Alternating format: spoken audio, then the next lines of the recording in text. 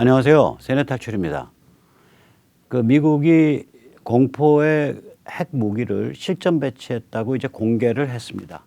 근데 이 사정을 국내 언론이 그 의미를 파악을 못 해가지고 조선일보가 쓰긴 썼는데 좀 엉터리로 썼어요.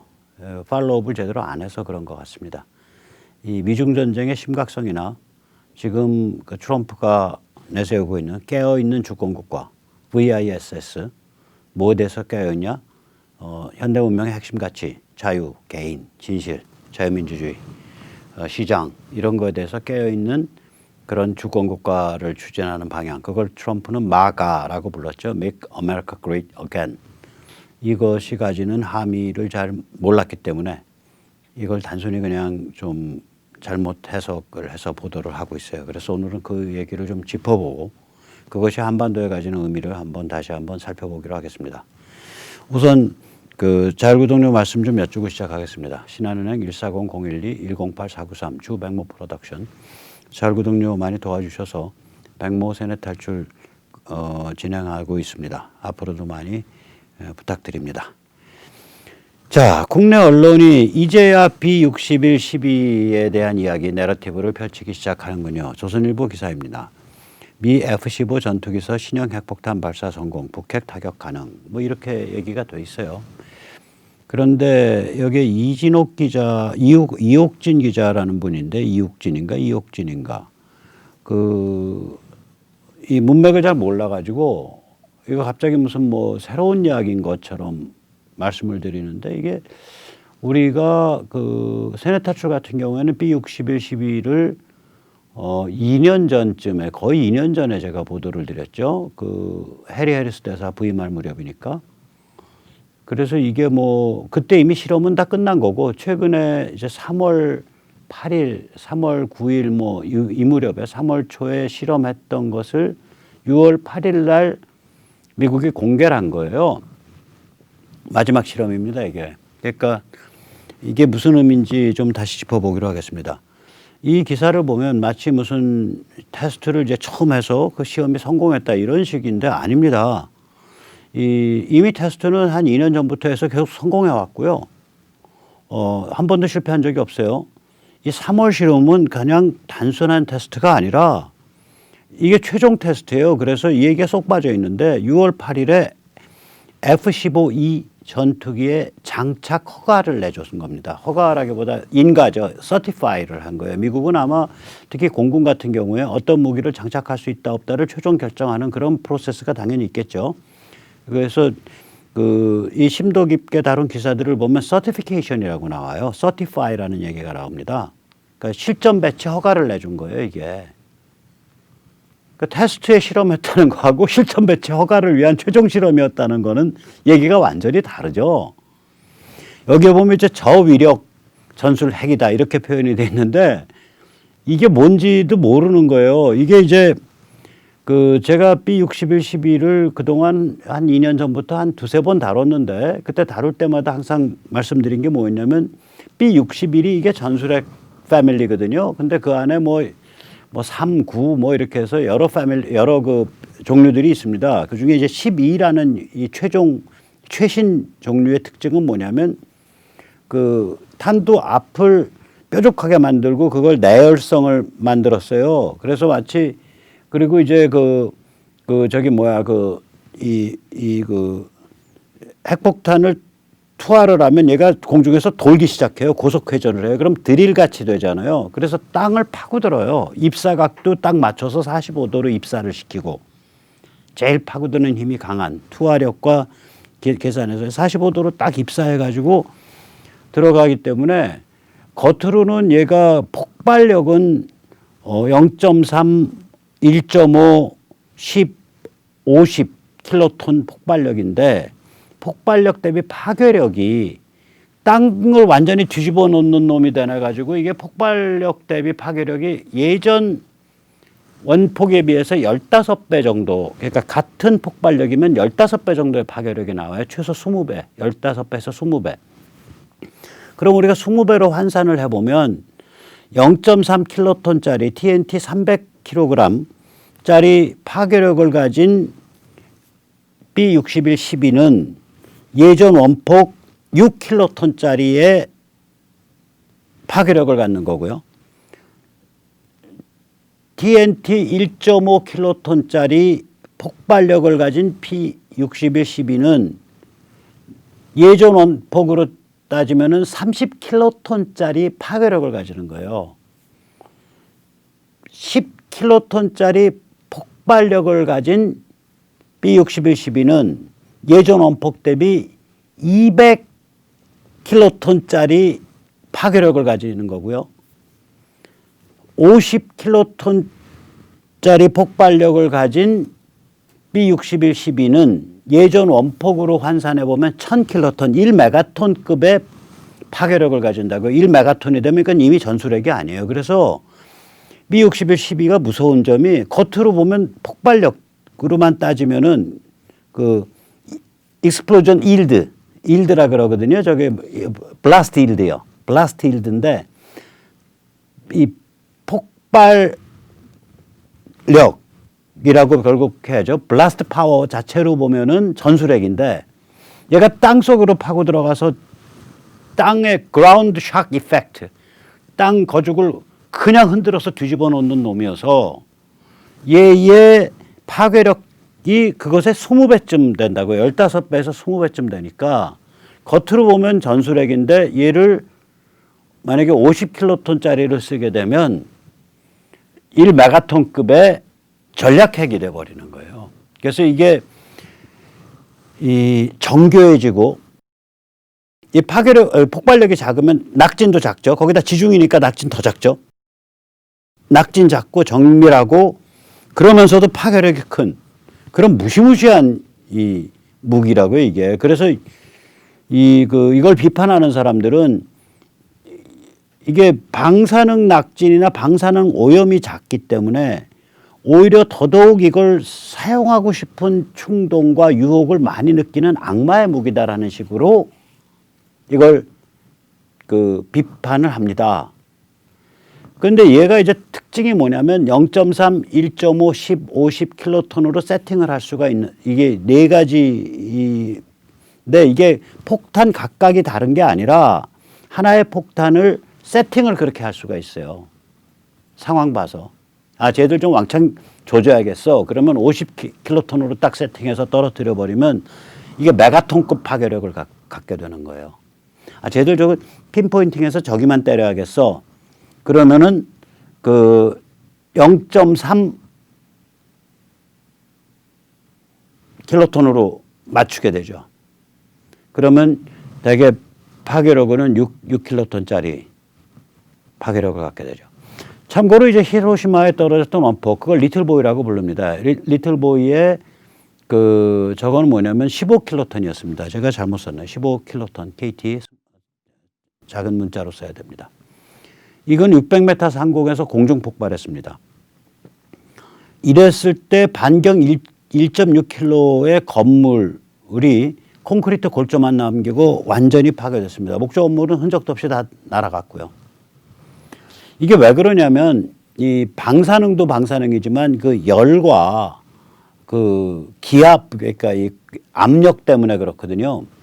한 방향으로, 그러니까 폭발의 진원지로부터 바깥쪽으로 한 방향으로 작동하는, 방사형으로 쫙 퍼져나가는 한 방향으로 작동하는 그 순간 기압 증가가 0.34 기압 정도 증가합니다.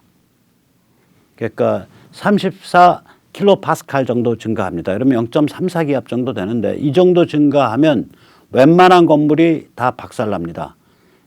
이거가 이제 미국에서 쓰는 압력 단위로 환산하면 5 PSI, 미국에서는 이제 그 pressure per square inch, 그러니까 인치당의 프레셔, 그래서 그 5 PSI라 그러는데 그게 이제 0.34 기압 정도 되거든요. 34, 35. 이 정도가 되면 건물이 반경 1.6km 정도 안에서는 건물이 콘크리트 골조만 남기고 다 작살나고요. 그것도 웬만한 콘크리트 골조는 날아가고요. 내진성이 있는 콘크리트 골조만 남고 다 작살나고요. 이게 반경 한 2km 정도까지는 그냥 사람이 다 죽습니다. 일단 이 폭풍으로 죽어요. 폭풍으로.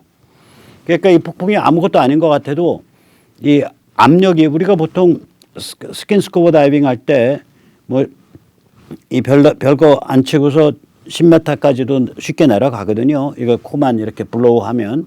근데 코만 이렇게 부러져 끼면 이 고막에 그 안팎에 압력 맞춰서 고막 안 터지게 보호하면서 내려가면 이게 내려가거든요. 근데 야 그러면 야 1기압 10m면 1기압이 증가한 건데 1기압 증가했는데 괜찮았는데 왜 그래? 참고로 압력솥이 한 2기압 정도 되고요. 한 여름에 뙤약볕 아래 나와 있는 저거가 한 3, 4기압 돼요. 그 코카콜라 병이. 그래서 막 흔들어서 한여름에 뙤약볕 아래 넣었던 거 막 흔들어도 그 3, 4기압 정도 되고요. 자동차 타이어가 한 3기압 됩니다. 그럼 0.34 아무것도 아닌 것 같죠? 천만에요. 순간적으로 딱 한 방향으로 딱 치는 거거든요. 빵! 하고. 그게 다 날아가는 거예요.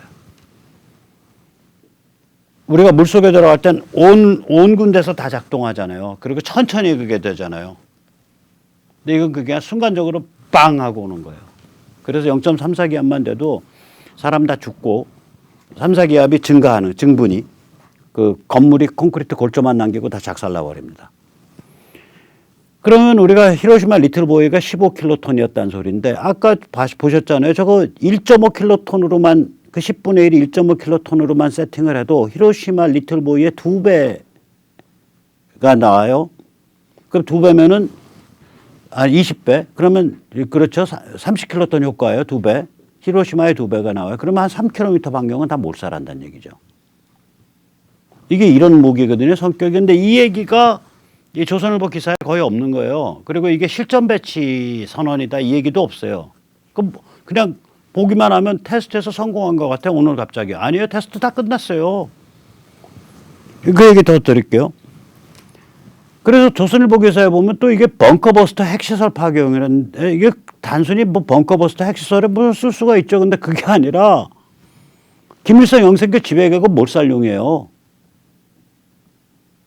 평양에 그 여명거리 같은데 놓아버리고 평양에 혁명수비대 같은데 놓아버리면 그냥 반경 한 2km 그냥 이거 아까 히로시마의 2배 정도만 세팅해도 방사선낙진 거의 없이 반경 2km 그냥 작살나는 거예요.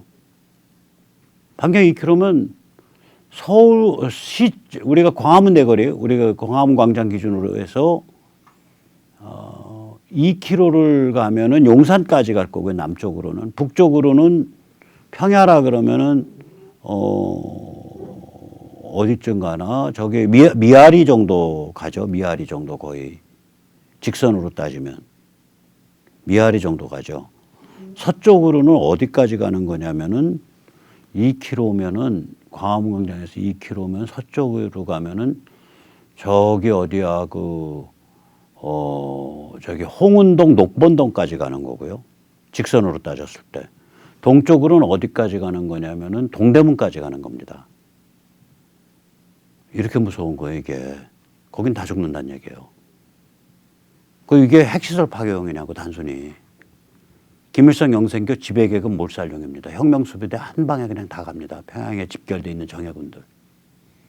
거기다가 이거는 테스트 결과, 테스트 성공했다가 아니에요. 실전 배치 선언입니다. Certify란 관계가 있어요. 그래서 6월 8일 날 조선일보가 아마 그 기사 보고서 이거 냈을 때 6월 8일 날 F-15E의 실전 배치 서티파이 했다라고 나와요. 참고로 이제 B-61은 아까도 말씀드렸지만 한 50년, 40년 전부터 있던 전술핵이에요. 여기 이제 여러 가지 모델이 있는데 이 전술핵을 개량을 한 겁니다. 그러니까 개량이라는 게 실제로 다시 만든 게 아니라 부품을 바꿔 끼우고 그 핵심부만 딱 살려내고 부품 다 바꿔 끼우고 해서 다시 쓰는 거예요. 그러니까 한 B-61 패밀리 전체를 B-61 12로 개조하는 영어로 말하면 refurbish죠. 개조하는 한 300~400발 이상을 개조하는 비용이 얼마냐.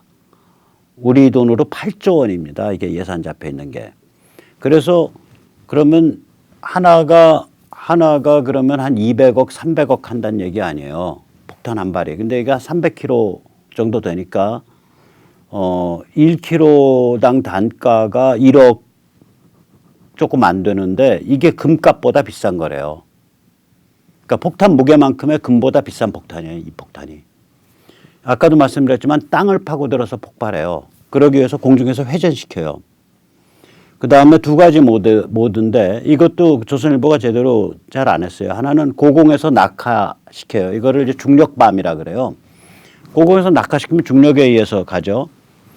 그때 이제 비유적으로 말하면 그 공중에서 헤엄치는 그 키트를 달죠. 그 GPS에 의해서 이 그 날개 각도가 조금 바뀌어서 그러니까 추진체가 있는 건 아닌데 그럼 우리가 마치 스카이다이빙 하는 사람들이 공중에서 이렇게 자세 잡으면 쫙 옆으로 가고 또 이렇게 쫙 하면 아래로 쫙 가고 그러잖아요.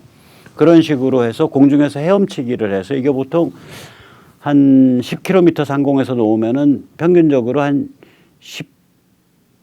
그 반경이 10km 이상을 헤엄쳐서 날아 들어가거든요.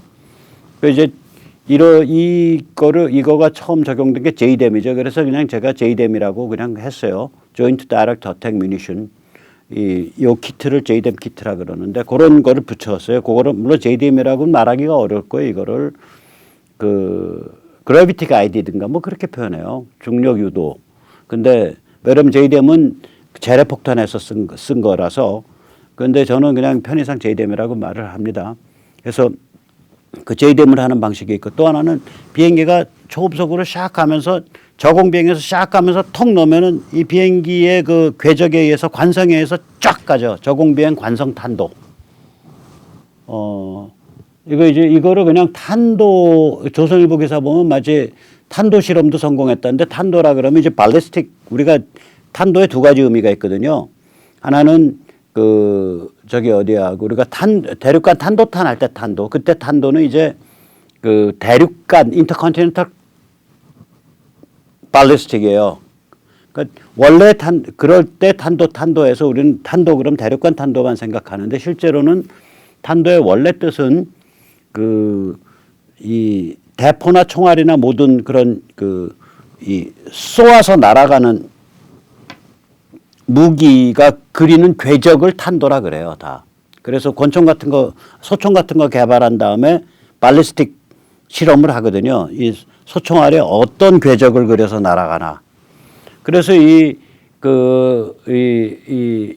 저공비행 관성 탄도죠. 비행기가 저공으로 한 400m, 500m 상공으로 샥 극초음속 마하 음속의 1, 2배로 가다가 톡 놓으면은 그 비행기가 놓여진 그 순간의 관성에 의해서 비행기에서 놓여진 그 순간의 관성에서 슉 날아가서 땅 꼽히는 거 아니에요. 이번에 그 실험까지 했다고요. 그게 뭐냐. 600m 상공 정도에서 놓으면 400m, 500m 상공에서 놓으면 아마도 얘가 딱 떨어질 때의 고속도에서 이미 비행기는 거기서부터 상당히 1, 2km 벗어나 버린. 그래서 방사능 낙진으로부터 조종사나 비행기가 또 낙진 자체가 덜 나오니까 이제 그런 걸 얘기하죠. 그리고 여기가 이제 이걸 볼 때 뭐냐면은 원래 이걸 이제 이렇게 개조하는 프로그램을 Life Extension Program에서 LEP라고 부르는 사업입니다. 이게 B61 LEP 사업인데 이 LEP 사업의 기초 준비의 완성 목표가 2020년 3월이었어요. 이게 그거 준비 완성이란 관계에 있다고요. 준비 완성되면 2020년 3월에 First Production Unit, 그 첫 양산 단계 첫 폭탄 만든다가 원래 목표였다고요. 그 첫 폭탄 만들고 한 최종 실험이라고요. 그 실험 결과 나오고 나서 실전 배치 결정한 거라고요. 그래서 6월 8일 날 발표의 의미는 F-15E에 장착할 수 있다라고 승인했다예요. 서티파이 했다. 왜 이게 기사를 영 엉터리로 쓴 거죠. 이때 이제 2020년 3월, 지난 3월에 그 개조 준비 완료가 목표인데 그게 2020년 3월까지 개조 준비가 완료되겠냐 해가지고 논란이 있었어요. 왜 그러냐면 작년 9월만 해도 논란이 있었어요. 그게 왜 그러냐면 리퍼비쉬를 할 때 이제 부품을 채워야 되잖아요. 아까 말씀 꼬리 날개도 채워야 되고 이게 회전하도록 만드는 무슨 부품도 채워야 되고 부품 다 신규 부품 쓰는데 이게 군사 쪽에서는요 신규 부품 안 좋아해요. 그러면 내구 연한이 기본 30년이에요. 그래서 이게 30년이 갈 수 있다는 게 증명된 부품을 써야 돼요. 그래서 믿거나 말거나 나사에서 쓰는 우주선 부품들이요. 컴퓨터 칩 같은 거 어디 저기 불용자재 이상한 사이트에 가서 뒤져내는 모토로라 뭐 80 뭐 686 이런 이상한 칩들 쓰고 그래요. 왜냐? 지금 최신형 인텔 뭐 쿼드라 코어 4개 CPU 4개 꼽힌 칩 쓰면 좋죠. 그거 30년 간다는 보장이 있냐 이거야. 나사는 30년도 더 갈걸요. 군사부품들이 그래요. 그래서 이 리퍼비쉬 부품, 그러니까 개조할 때 사용되는 새로운 부품들이 30년이 간다는 보장이 없다. 그래 좀 더 이거 좀 생각해 봐야 된다. 뭐 이런 얘기가 있었어요. 작년 가을에. 그래서 연기될 뻔했다고요. 근데 이제 이번 발표 난 거 보니까 이게 연기 안 됐다는 소리예요. 즉 이번 발표 그러면 일연히 폐지하고 무슨 소리냐? 자, 그 무기 무서운 무기인 거 알았어. 그래서 그런 무기야. 오케이. 살벌한 무기야. 이번 발표 의미가 뭐냐? 두 가지입니다. 하나는 성공적인 양산 단계에 진입했다. 양산 진입했다는 선언이에요. 두 번째 F-15E에 실전 배치했다. 선언입니다. 그리고 이거는 조만간에 F-35A로 확대될 것으로 그렇게 예측되고 있습니다. 실전 배치 명령이. 그러니까 실전 배치 승인이. 무서운 얘기죠. 자, 제가 한 2년 가까이 전에 1년 반 전쯤에 한 2번 보여드린 게 있어요. 이 영상, 지금 보시는 영상 옛날 영상입니다. 이미 그때 세대 탈출해서 다 다뤘던 얘기예요. 다시 한번 보시죠. 이 무기 어떻게 살벌한가?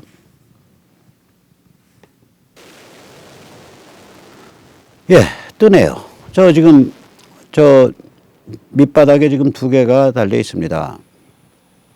예, 돌죠. 공중에서 돌잖아요. 돌아야 땅을 파고들 수가 있거든요. 지금 이제 지표에 이렇게 45도 각도로 떨어집니다. 돌고 있잖아요. 떨어져서 어느 순간부터 고속 회전 시작해요. 얘가 옆으로.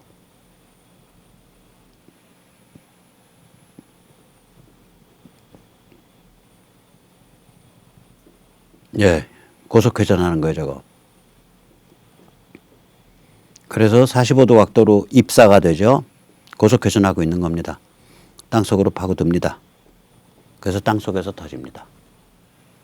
그래서 땅을 다 뒤흔들어서 땅을 뒤집어 버리기 때문에 그 파괴력이 그 공중 폭발보다 한 15배 정도 높다고 그렇게 알려져 있습니다. 왜 살벌한 거죠, 이건. 살벌한 거죠. 자, 그래서 이제 이런 상황인데 마침 이런 상황이 진행되는지도 모르고 지금 북한의 김일성 영생교 집단은 지금 뭐 아주 발악을 하고 있죠, 요새. 심지어 이제 발악을 하다 못해서 아주 히스테리를 부리면서 그 전체주의 빨육 586 집단 문재인한테 이제 그 배신을 하는 거 죗값을 치르게 해주겠다. 이제 뭐 이런 살벌한 얘기하고 남북 간의 그 연락도 다 끊고 굉장히 불안정한 증상을 보이고 있는 상황에서 미군이 이거 실전 배치했다라고 발표를 한 거예요. 타이밍이 참 절묘하죠. 시점이 묘하네요. 북한이 왜 이렇게 불안정해졌냐. 김일성 영생교가 저런 게 등장했을 때는 나름대로 존재 근거가 있습니다. 이 존재 근거의 첫 번째가 1956년에 옵니다. 1956년 봄에 김일성 집단이 제거될 뻔했습니다. 1956년 늦 겨울에 이른 봄에 2월 달인가 1월 달에 이제 후르시초프가 당내에서 스탈린 비판, 스탈린 격하를 하는 비밀 연설을 합니다. 이걸 이제 그 당시에 녹음기는 카세트 테이프가 없죠. 녹음 테이프, 릴 테이프죠. 릴 테이프에 그 비밀 연설을 담아서 밀봉을 해서 주평양 러시아 대사관으로 보냅니다. 3월인가에 주평양 러시아 대사관이 큰 강당 같은 데다가 북한에 내놓으라 하는 사람들 수백 명을 모아놓고 중대 발표가 있습니다. 무슨 발표인지 얘기 안 했어요.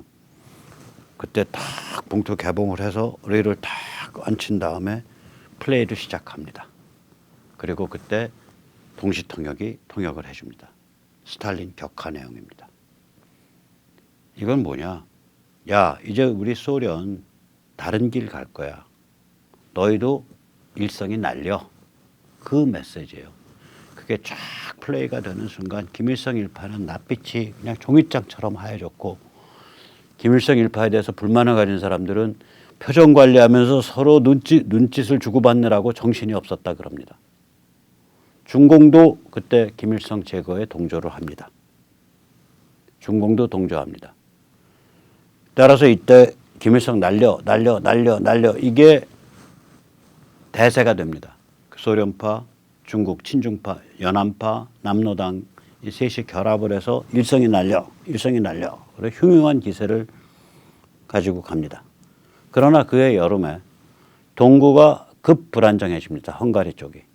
결국은 헝가리가 나중에 골마 터져가지고 소련 군대가 진입을 해서 헝가리 전체 국민의 0. 몇 프로 정도를 죽이죠. 0.5%인가 0.3%. 몇만 명 탱크로 소련 탱크로 밀어 죽여서 진압을 하죠. 이거를 소련이 겪으면서 야 이거 일성이 잘못 드러냈다가는 북한도 굉장히 불안정해지겠는데 오케이 일성이 그냥 내버려둬 하고 180도 방향을 선회합니다. 따라서 그해 여름부터 8월부터 김일성 일파의 대반격이 시작됩니다. 이걸 종파주의 숙청이라고 부릅니다. 그래서 북한에서는 종파주의자라고 부르면 굉장히 나쁜 욕이고요. 문재인 586 전체주의 파리 이런 사람들에 대해서 북한이 만약에 판단을 한다면 난 그 사람들이 뭐라고 판단하는지 모르겠지만 본인 스스로들은 북한은 내심으로는 전혀 신뢰할 수 없는 종파주의 갓나들 이렇게 보고 있을 겁니다. 저기서 김일성 영생교의 뿌리가 김일성 영생교가 이제 저기서 로또 대박을 친 거예요. 로얄 스트레이트 플러시를 잡은 겁니다. 그렇게 해서 이제 점점 강화해서 중소 대립을 틈타 쌍방 삥뜯기에 들어갑니다. 이게 주체 사상의 핵심입니다. 주체 사상은 주체적 쌍방 삥뜯기를 뜻합니다. 이게 1960년대 말부터 시작됩니다. 그리고 1990년대 말부터는 그때는 이미 소련은 존재하지 않으니까 중국과 대한민국 쌍방 삥뜯기 모드에 들어갑니다. 중국에 대해서는 야 너희를 대신해서 너희가 골아파하는 그런 도발할 사람들 우리밖에 없잖아. 우리 옛날에 60년대 말에 월남 베트콩 지원하기 위해서 울진 삼척 도발하는 거 봐. 우리 그렇게 용감해. 우리는 앞뒤 안 가리고 도발할 수 있어. 우리 그동안 중동 아프리카 도발해 왔잖아. 앙골라도 갔고 리비아도 갔고. 그래서 중동 같은데 예를 들어서 이란도 가 있고 그다음에 후티 반군도 지원하고 있고 지금. 그래서 중국의 적자 겸 도발 대행업자로 자기 포지셔닝을 딱 가지고 가고 있는 거고요. 그리고 대한민국에 대해서는 어둠의 자식들 이거 다 주사파 해갖고 옛날에 그 늙은 남로당 성향 노인네들 그다음에 젊은 세대의 어둠의 주사파 이거 다 엮어갖고 막강한 지배력을 형성했죠. 그래서 대한민국 주사파 운동권에서는 한때 그 다음은 어떻게 되는지 모르겠어요. 제가 소식을 들을 수 있었던 거는 그래도 한 1990년경까지 그때는 서열을 누가 더 간첩을 잘 만날 수 있냐, 누가 평양방송의 그 컨텐츠를 바꿔낼 수 있냐에 의해서 자기들끼리 서열을 정했다는 풍문을 들은 적이 있습니다. 예를 들어서 두 명이 만났어요. 둘이 얘기를 해보니까 둘 다 주사파고 둘 다 평양방송 잘 듣고 있고 둘 다 김일성에 충성한다고 얘기해요. 그럼 서열을 정해야 될 거 아니에요. 그럼 한 사람이 이렇게 얘기하는 거예요. 이번 주 토요일 날 저녁 9시 평양방송에서 김소월의 진달래, 영변약산의 진달래 나올 겁니다. 그래서 진짜 그게 나오면 그 얘기 들은 사람이 그 얘기 한 사람을 자기보다 상급자로 모시는 평양과의 거리에 의해서 자기들 사이에 서열이 잡히는 그런 그런 이야기를 제가 직접 듣던 시절이 있었어요. 그 다음엔 저도 이제 학번이 이제 그 까마득한 어린애들이니까 10년 아래. 그 다음은 걔들 어떤 식으로 또 평양과에 갔는지 모르겠습니다. 자, 그러니까 이제 90년대 말쯤 되면 북한은 그야말로 이제 완전히 이제 논하는 거죠. 중국에 대해서는 야 우리를 너희가 써야지. 너희가 지금 미국이랑 같이 밀어를 한다는데 너희가 직접 더러운 일 할 수 없잖아. 우리가 더러운 일 해줄게.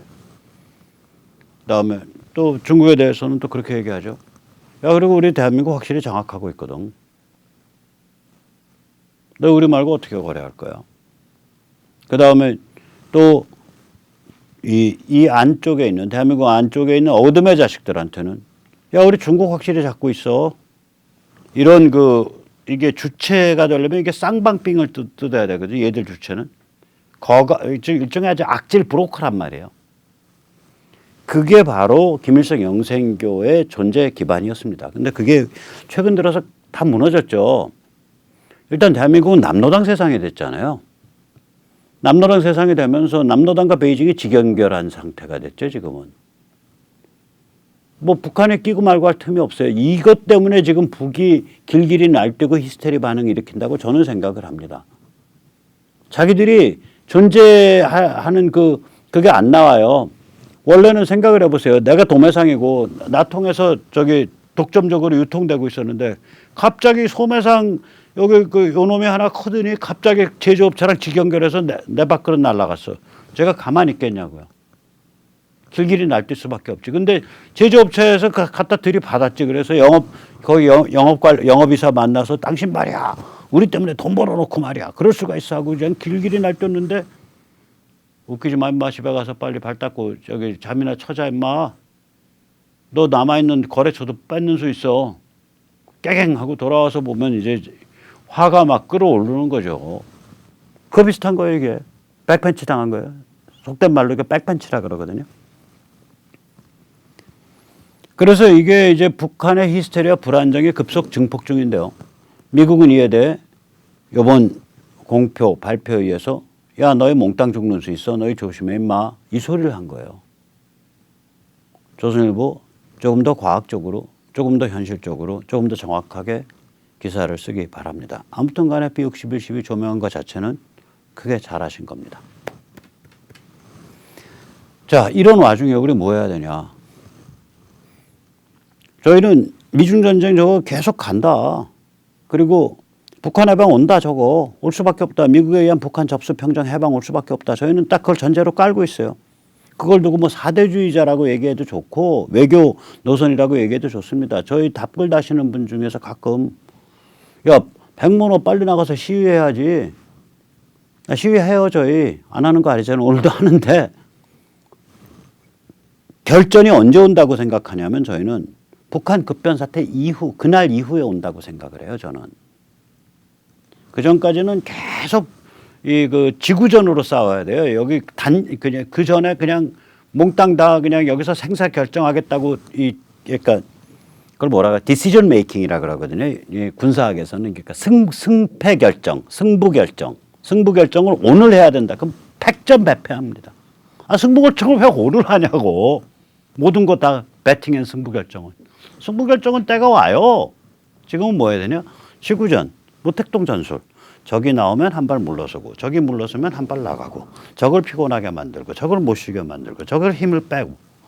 아, 모택동 그 위대한 군사사상 뒀다가 뭐 했으냐고. 손자병법 아니야, 손자병법. 모택동의 표절해서 자기 거라고 그 일부를 자기 거라고 블라블라 노가리를 핀 거지. 백전 지피지기면 백전불태다. 지피지기라는 게 뭐예요? 나의 강약점을 알고 상대방의 강약점을 알고 상황을 이해하면 그게 지피지기예요. 백전불태다. 망할 짓은 안 한다는 소리예요. 왜냐? 힘이 딸려? 상황이 불리해? 그럼 내가 지킬 수 있는 영역으로 물러나가지고 내가 지킬 수 있는 나의 아이덴티티를 유지하고 우리의 그 지속성을 유지할 수 있는 방식으로 싸워요. 계속 싸워. 그러다가 상황이 유리해져. 그럼 나가서 전면전으로 확장을 시켜가. 그러다 진짜 유리해져. 그럼 생사를 걸고 싸워. 왔다 갔다 하면서 싸우는 거죠. 그러니까 조급하면 지는 거예요, 이 게임은. 근데 전제가 있는 거예요, 전제가. 트럼프 재선할 거다. 그 다음에 아마도 1년 안에, 그리고 10중 8구는 이번 겨울 이짝 저짝으로 북한이 그때까지도 100개 들고 미국 초청 안 하면 결국은 미국에겐 일방적 군사 침공당해서 접수평정 해방된다. 저는 그런 상황이 오고 있다고 굳게 믿고 있는 거예요. 판세를 보면 그렇게 갈 수밖에 없는 거예요. 미중전쟁 판세나 기타 등등 보면. 아니 신의 성실이 없는 자들이랑 무슨 놈의 비핵화 협상을 해요. 국가 차원에서 마약을 팔고 국가 차원에서 사람을 납치하는 애들이잖아요. 국가 차원에서 위조 지폐를 만들고 납치, 위조 지폐, 마약 이게 국가의 비즈니스예요. 국가의 비즈니스. 이런 애들하고 그리고 거기랑 비즈니스 거기랑 무슨 뭐 지원 사업 해보면요. 물자가 들어가 증발해 버려요. 다 갈라쳐서 해먹은 거야. 돈이 뭐 투자한다 그래서 돈이 들어가 증발해 버려요. 다 갈라쳐서 해먹은 거예요. 신의 성실이 위서부터 아래까지 하나도 없어요. 없다고요. 그런 애들이랑 무슨 비핵화를 논의하냐고. 미국은 모를 것 같아요. 당연히 알죠. 결국 군사력에 의한 접수평정 해방이든 아니면 초청에 의한 접수평정 해방이든 그거밖에 길이 없는 거예요. 이게. 스캇 스나이더가 얘기하듯이 체제 변경, 레짐 체인지 외에는 다른 길이 없는 거라고요. 해방 외에는 다른 길이 없는 거예요. 자, 우리는 그걸 전제로 해서 그게 오고 있다는 걸 전제로 해서 그게 오는 그날 이후가 우리의 결전일이 될 거다. 극단적으로 말해서 만약에 이번에 트럼프 재선 실패한다. 굉장히 우리 어려운 시기 올 거예요. 또 견뎌나가야죠. 아직 결전할 때 아닙니다. 싸움은 100년을 두고도 하는데 100년을 두고도 하는데 전체주의 파리 애들한테 묻고 싶은 거 있어요. 너희 나랑 같이 100년 싸워볼 들이 있냐? 난 죽어서도 싸울 텐데. 죽어서도 싸움이 계속되도록 여기에다가 이 금강석 같은 이 단단한 현실에다가 금을 긋고 갈 텐데 흔적을 긋고 갈 텐데 그 정신이 이어지도록 너희 그 게임 한번 뛰어볼까? 우리가 그런 마음으로 좀 살았으면 좋겠어요. 자, 그래서 국민주권 자유시민연대로 많이 뭐 해주시기 바라고요. freecitizen.kr이고요. 여기 오시면 일단 사전투표위원 소송단 참여하기가 있습니다. /S1. 그 다음에 자원봉사성 지역활동가 신청해 주실 분 문자로 남겨주시기 바랍니다. 010-6368-9901. 자, 제가 전번에 잠깐 말씀드렸는데 미중전쟁이 진행함에 따라서 그 미국 그 대중출판사 펜귄에서 나온 스텔스 워라는 책입니다. 여기 저자 로버트 스팔딩은 미국 그 B2 바머를 그 B2 스텔스 전략 폭격기를 몰았던 사람이죠. 저렇게 생긴 거. 그 다음에